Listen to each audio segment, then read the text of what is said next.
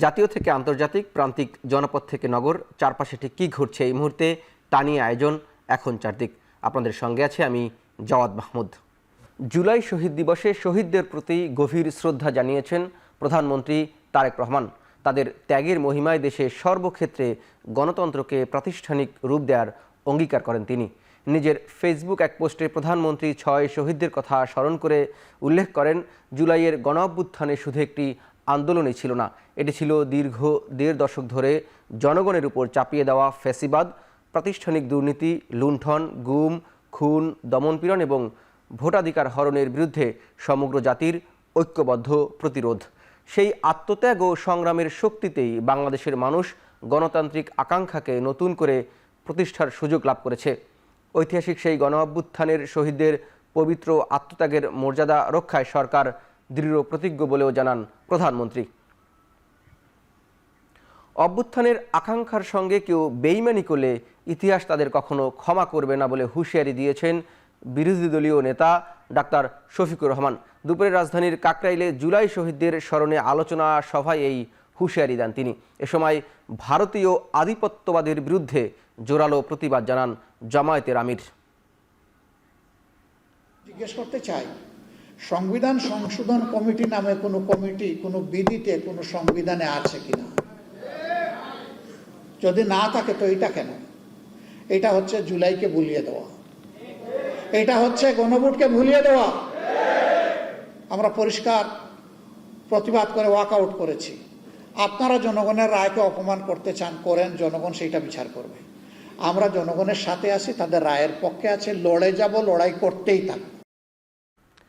রাজনীতিতে ধর্ম নিয়ে বিভাজন সৃষ্টিতে বিশ্বাস করে না বিএনপি, এমনটি উল্লেখ করে স্থানীয় সরকার মন্ত্রী মির্জা ফখরুল ইসলাম আলমগীর বলেন, বাংলাদেশ সব ধর্মের জন্য একটি সুনির্দিষ্ট কোনো ধর্মকে সুবিধা দেওয়া হবে না। দুপুরে রাজধানীর স্বামীবাগে রথযাত্রার উদ্বোধন শেষে তিনি আরও বলেন, দেশকে অস্থিতিশীল করার জন্য একটি মহল ষড়যন্ত্র করছে। আমরা ধর্মীয়ভাবে কোনো বিভাজন সৃষ্টি করতে চাই না, আমরা সকলকে নিয়ে কাজ করে সামনের দিকে এগিয়ে যেতে চাই। দুর্ভাগ্য আমাদের, আমরা 1971 সালের স্বাধীনতা যুদ্ধে আমরা যখন একসাথে যুদ্ধ করে লড়াই করে হিন্দু, মুসলমান, বৌদ্ধ, খ্রিস্টান এই দেশটা স্বাধীন করেছিলাম, সেই যে বোধ, সেই বোধটাকে একটা বিশেষ অপশক্তি বারবার আঘাত করার চেষ্টা করেছে। আজকেও সেটা আছে। এখানে আমাদের সকলকে এক হতে হবে, প্রতিরোধ করে তুলতে হবে, সেই জন্যেই আমাদের ঐক্যবদ্ধভাবে কাজ করতে হবে। সাবেক রাষ্ট্রপতি জিয়াউর রহমানের হত্যা মামলার পলাতক আসামি অবসরপ্রাপ্ত মেজর মোজাফফর হোসেনকে প্রায় ৪৫ বছর পর আটক করেছে ঢাকা মহানগর গোয়েন্দা পুলিশ। বিকেলে ডিবির অতিরিক্ত পুলিশ কমিশনার মোহাম্মদ শফিকুল ইসলাম আটকের বিষয়টি নিশ্চিত করেছেন। রাজধানীর বনানী ডিওএইচএস এলাকা থেকে তাকে আটক করা হয়। আইন শৃঙ্খলা বাহিনীর সংশ্লিষ্ট সূত্র জানায়, গোপন তথ্যের ভিত্তিতে পরিচালিত বিশেষ অভিযানে তাকে আটক করা হয়। পরিচয় ও মামলার তথ্য যাচাই শেষে প্রয়োজনীয় প্রক্রিয়া অনুসরণ করে তাকে সেনাবাহিনীর কাছে হস্তান্তর করা হয়েছে। বিশ্ব শান্তি ও মঙ্গল কামনায় বর্ণাঢ্য আয়োজনের মধ্য দিয়ে শুরু হলো সনাতন ধর্মাবলম্বীদের অন্যতম ধর্মীয় অনুষ্ঠান রথযাত্রা। স্বামীবাগ থেকে শুরু হওয়া রথযাত্রা বিভিন্ন সড়ক ঘুরে শেষ হবে ঢাকেশ্বরী মন্দিরে। রথযাত্রার খবর জানাতে সম্মুখভাগ থেকে যুক্ত হচ্ছেন সহকর্মী জাবেদ আবদুল্লাহ, আর শেষ ভাগে আছেন সানি মৃধা। প্রথমে চলে যাচ্ছি জাবেদ আবদুল্লার কাছে। জাবেদ আবদুল্লাহ, আপনি জানাবেন আপনি আসলে রথযাত্রার সর্বশেষ কি দেখছেন এবং এখন এই মুহূর্তে কোথায় আছেন? জাওয়াদ, আষাঢ়ের শুক্লাপক্ষ অর্থাৎ শুক্লপক্ষের দ্বিতীয়া তিথি বলে, এই সময়টাতেই মূলত শ্রী শ্রী জগন্নাথ দেবের যে রথযাত্রা, সেই রথযাত্রাটি শুরু হয়।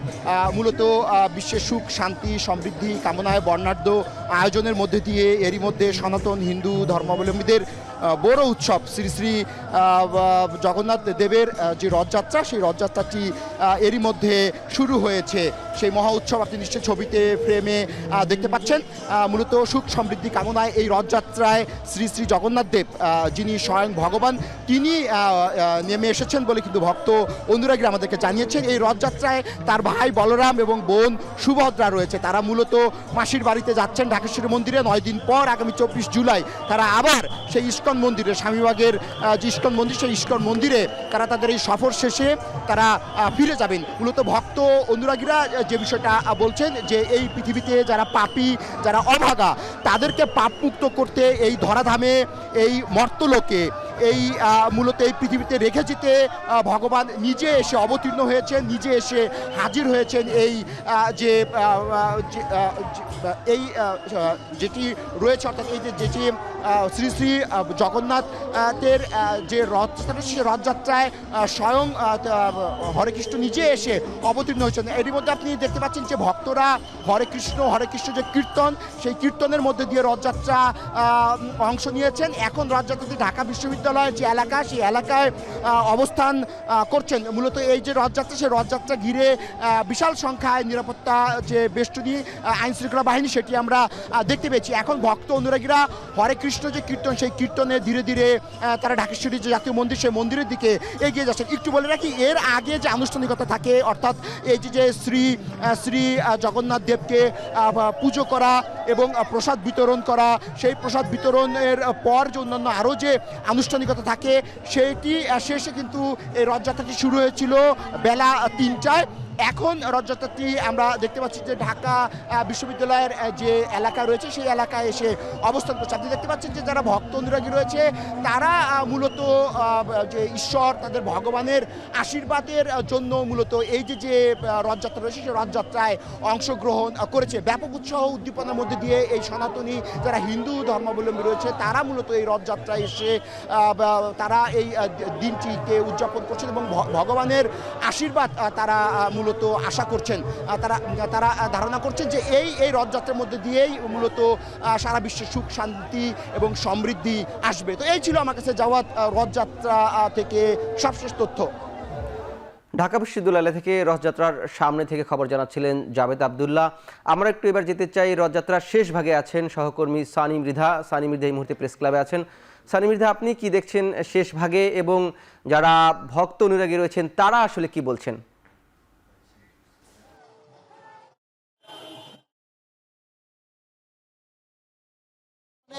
রথের যে রথযাত্রাটি রয়েছে, সেটি কিন্তু আমরা দেখতে পাচ্ছি ঢাকা বিশ্ববিদ্যালয়ে প্রায় চলে এসছে। এরপরে কিন্তু এখান থেকে আমরা যতটুকু জানি যে ঢাকেশ্বরী মন্দিরে যে প্রথম যে রথযাত্রাটি থাকে সেটি শেষ করা হবে। অর্থাৎ রথের 2টি যাত্রা হয়ে থাকে, একটি রথযাত্রা, একটি উল্টো রথযাত্রা, যেটি প্রথম রথযাত্রার 1 সপ্তাহ বা 8 দিন পর হয়ে থাকে। এবার যেটি হবে 24 তারিখ হওয়ার কথা রয়েছে। তো বর্তমানে আমরা দেখছি যে বিকেল 3টার দিকে রথযাত্রাকে ঘিরে কিন্তু স্বামীবাগ ইস্কন মন্দিরের সামনে থেকে কয়েক হাজার সনাতন ধর্মাবলম্বী বা সনাতন বিশ্বাসে যারা বিশ্বাস করেন, তারা কিন্তু সেই রথযাত্রাটি শুরু করে। আমরা রাজধানীর বিভিন্ন চারপাশেই দেখেছি, রাজধানীর বিভিন্ন জায়গায় এই রথযাত্রায় অংশগ্রহণ করতে তারা কিন্তু দীর্ঘ সময় ধরে অপেক্ষা করছে। পুরো সেই স্বামীবাগ থেকে শুরু করে বর্তমানে ঢাকা বিশ্ববিদ্যালয় থেকে এখানে আসার পুরো চারপাশেই কিন্তু জুড়ে আমরা দেখতে পেরেছি যে হিন্দু ধর্মের যারা অনুসারী রয়েছেন, তারা কিন্তু সেই দীর্ঘ অপেক্ষায় ছিলেন এবং তারা পর্যায়ক্রমে রথযাত্রার সাথে সাথেই তারা যাচ্ছেন। মূলত এই রথযাত্রাকে ঘিরে কিন্তু তারা যে উৎসবগুলো পালন করছে, এর মধ্যে কিন্তু অন্যতম রথ টানা, অর্থাৎ যে রথের যে গাড়িটি রয়েছেন, সেই রথের রশি ধরে টানাটাকে রথ টানা বলে। এই রথ টানাকে তারা বিশ্বাস করে যদি রথটা টানার সুযোগ তারা পায়, তাহলে তাদের পাপ মোচন হয়ে যাবে। এর পাশাপাশি আমরা কিন্তু দেখছি যে হরিনাম সংকীর্তন, বিশ্ব শান্তি কামনায় তারা অগ্নিহোত্র যজ্ঞ, মহাপ্রসাদ বিতরণ সহ আলোচনা সভা, পদাবলী কীর্তন, গীতা পাঠের মাধ্যমে কিন্তু এই রথযাত্রা উৎসবগুলো তারা পালন করে থাকে। বর্তমানে এখান থেকে রথযাত্রাটি কিন্তু ঢাকেশ্বরী মন্দিরে নেওয়া হবে। এরপরে কিন্তু প্রথম যে রথযাত্রা আছে সেটি শেষ হয়ে যাবে। এরপরে 24 জুলাই অর্থাৎ 24 তারিখ কিন্তু উল্টো রথের মাধ্যমে কিন্তু এই রথযাত্রার উৎসবের সমাপনী করা হবে। তো জাওয়াত, এই ছিল ঢাকা বিশ্ববিদ্যালয়ের রথযাত্রার সবশেষ খবর আমার কাছে। রাজধানী থেকে রথযাত্রার খবর জানাচ্ছিলেন সহকর্মী জাবেদ আবদুল্লাহ ও সানি মৃধা। রাজধানীর বাইরেও চলছে সনাতন ধর্মাবলম্বীদের ঐতিহ্যবাহী রথযাত্রা উৎসবের খবর জানাতে চট্টগ্রামের প্রবর্তক এলাকা থেকে যুক্ত হচ্ছেন ফয়সাল করিম ও বরিশাল থেকে অমিত হাসান। প্রথমে চলে যাব ফয়সালের কাছে। ফয়সাল, রথযাত্রায় ভক্ত ও পুণ্যার্থীদের অংশগ্রহণ কেমন দেখছেন?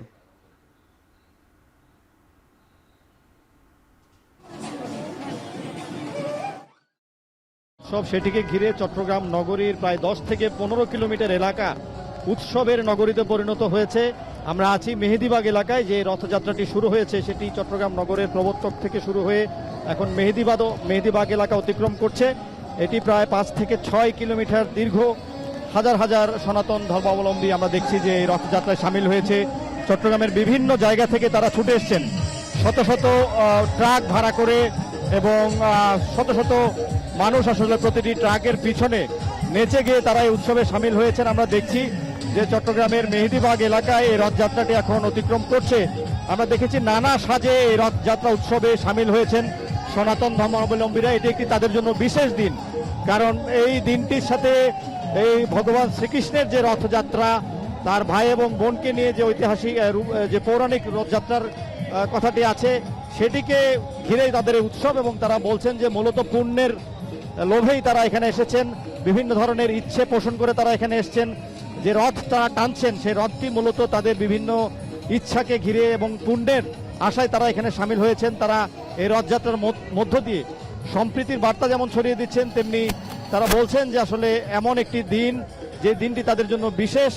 এবং আমরা দেখছি যে আসলে এই বৃষ্টিকে উপেক্ষা করে তারা আজকে এই রথযাত্রায় সামিল হয়েছেন, এবং এই বৃষ্টি আসলে তাদের এই রথযাত্রা উৎসবকে ভিন্ন মাত্রা দিয়েছে। এবং শত শত হাজার হাজার নারী পুরুষ এখানে রথযাত্রায় সামিল হয়েছে। আগামী 9 দিন এই রথযাত্রা উৎসব চলবে। চট্টগ্রামের যে নন্দনকানন এলাকা আছে সেই এলাকায় গিয়ে রথযাত্রাটি আজকে শেষ হবে, এবং 24 জুলাই এই রথযাত্রাটি যে উল্টো রথের মধ্য দিয়ে আবারও আগের জায়গায় ফেরত আসবে। এবং এই 9 দিন ব্যাপী কিন্তু আমরা দেখব যে তারা এই রথযাত্রা উৎসবকে ঘিরে বিভিন্ন ধরনের আনুষ্ঠানিকতা, ধর্মীয় এবং আচার এবং যে প্রার্থনা আছে সেগুলো কিন্তু তারা পালন করবেন। চট্টগ্রাম থেকে রথযাত্রার খবর জানাচ্ছিলেন সহকর্মী ফয়সাল করিম। এবার যাব বরিশালে আছেন সহকর্মী অমিত হাসান। অমিত, জানাবেন রথযাত্রায় বরিশালের সর্বশেষ খবর এবং যারা ভক্ত অনুরাগী রয়েছেন তারা কি বলছে? জাওয়াদ, একটু জানিয়ে রাখি যে বরিশালে উৎসব মুখর পরিবেশে কিন্তু এই রথযাত্রার যে শোভাযাত্রা সেটি কিন্তু অনুষ্ঠিত হচ্ছে, এবং বরিশাল নগরের বিভিন্ন প্রধান সড়ক সেগুলো প্রগতির পদক্ষেপ করছে, এবং বিভিন্ন মন্দির থেকে কিন্তু পৃথকভাবেও এই আয়োজনটি করা হয়েছে। এই যে শোভাযাত্রাটি সেটি কিন্তু আজকে বিকেলের পর, বিশেষ করে 4:30টার পর থেকে শুরু হয়েছে। এই মুহূর্তে দেখছেন যে সেই রথযাত্রার যে দড়ি টানা সেটি কিন্তু অনুষ্ঠিত হচ্ছে, এবং বিভিন্ন বয়সের ভক্তরা কিন্তু এতে অংশগ্রহণ করেছেন। এবং প্রতি বছরের মতো এবছরও কিন্তু ভক্তদের উপস্থিতি বেশ লক্ষ্য করা যাচ্ছে। বিশেষ করে একটি শোভাযাত্রা সদর রোড থেকে বের হয়েছে, সেটি এখন নাজিরাপোল অতিক্রম করছে, এবং আরেকটি শোভাযাত্রা কিন্তু বরিশাল বিএম কলেজ রোড থেকে শুরু হয়েছে, সেটিও কিন্তু কিছুক্ষণ আগে আমরা দেখেছি জেলখানার মোড় এসে পৌঁছেছে, এবং সেটিও কিন্তু এই সড়কটি প্রদক্ষিণ করবে, এবং প্রদক্ষিণ করে বরিশালের যে কুলের মোড় রয়েছে, সরোড রয়েছে, এইসব রোড প্রদক্ষিণ করে আবার কিন্তু প্রবেশ করবে শহরের অন্যান্য জায়গাগুলোতে। বিশেষ করে একটু জানিয়ে রাখি যে আজকের এই দিনে যারা ভক্ত রয়েছেন তারা প্রার্থনা করছেন যে এই দিনে আসলে তাদের এই যে বাংলাদেশের বিভিন্ন ধরনের সবাই যাতে সুন্দরভাবে বসবাস করতে পারে, একত্রিতভাবে বসবাস করতে পারে, কোনো ধরনের দুর্ঘটনা না ঘটে, সবাই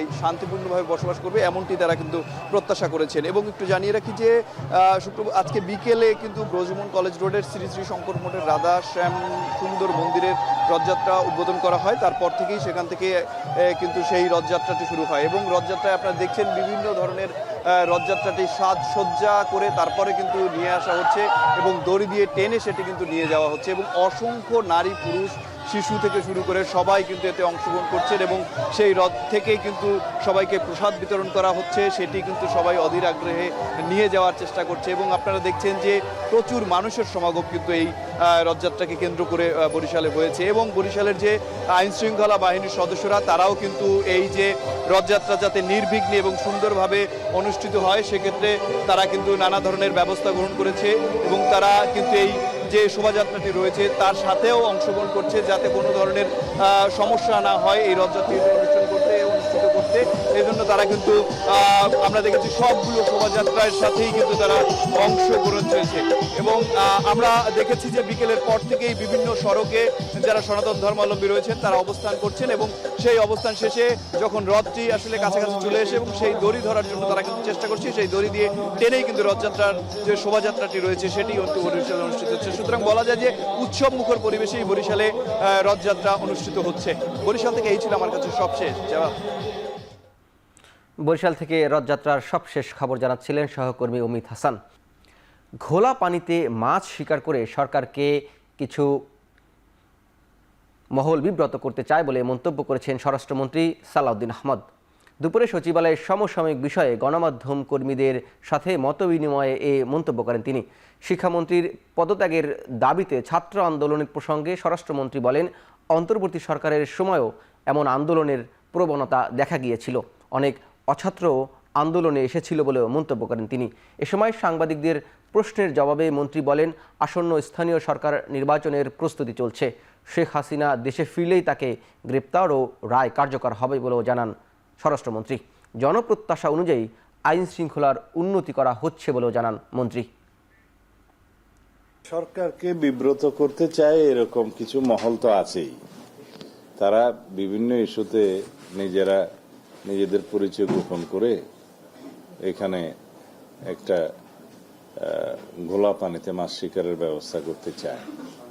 সেটা দৃশ্যমান হয়েছে।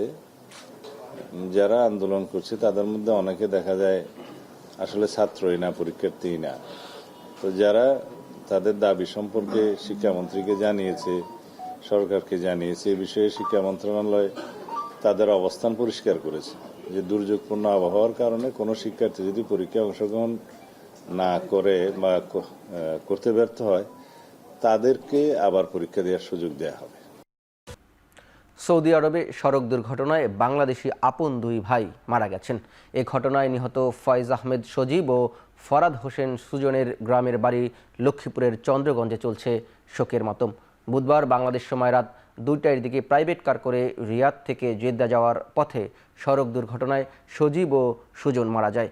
সজীব ও সুজনের সহকর্মীদের বরাত দিয়ে তাদের বাবা আব্দুল মালেক জানান, তারা দুজনেই জেদ্দায় ব্যবসা করত। রিয়াদ থেকে ব্যবসার মালামাল নিয়ে ফেরার পথে তাদের গাড়িকে বিপরীত দিক থেকে আসা আরেকটি গাড়ি ধাক্কা দেয়। এতে ঘটনাস্থলেই দুই ভাইয়ের মৃত্যু হয়। মৃত্যুর খবর গ্রামের বাড়িতে পৌঁছালে পরিবার ও স্বজনদের মধ্যে নেমে আসে শোকের ছায়া।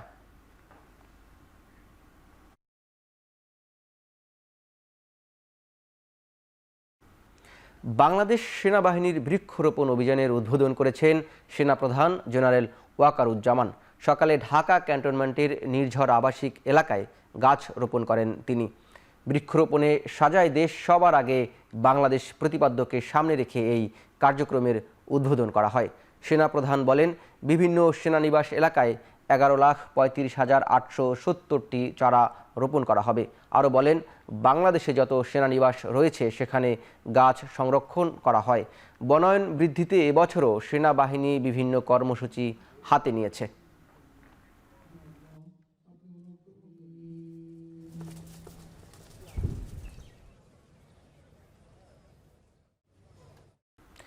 গাজা উপত্যকায় 14 লাখের বেশি মানুষের দীর্ঘমেয়াদী আশ্রয়ের সহায়তা দেওয়া হয়েছে প্রয়োজন বলে জানিয়েছেন জাতিসংঘ।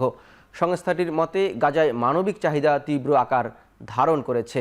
জাতিসংঘের তথ্য বলছে 14 লাখ বাসিন্দাদের মধ্যে 8.5 লাখ মানুষের জরুরি সহায়তা ও আশ্রয় প্রয়োজন। ইসরায়েলি বাধার মুখে পর্যাপ্ত সহায়তা পৌঁছানো সম্ভব হচ্ছে না। বিশুদ্ধ পানি, খাদ্য, স্বাস্থ্যসেবা, স্যানিটেশন এবং শিক্ষার মতো জরুরি চাহিদার কথা জানিয়েছে পরিবারগুলো। অন্যদিকে নিরাপত্তাহীনতা ও অভাব গাজাবাসীর জীবনযাত্রাকে আরও দুর্বিষহ করে তুলেছে। জাতিসংঘের মুখপাত্র স্টিফেন ডুজারিক বলেন, গেল মাসে গাজায় 3,78,000-এর বেশি ত্রাণ সামগ্রী বিতরণ করা হয়েছে। তবে সহায়তা তহবিল ফুরিয়ে আসায় বিপদের মুখে পড়েছে পরিবারগুলো।